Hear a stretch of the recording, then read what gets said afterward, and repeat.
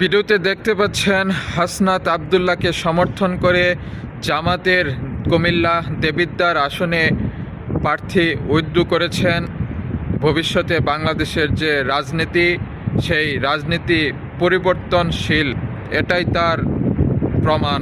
২৪-এর আন্দোলনের যে পথিকৃৎ একজন নেতা হাসনাত আব্দুল্লাহ, তাকে সমর্থন দিয়ে জামাতের যে প্রশংসিত হয়েছে তা বলবারই নয়।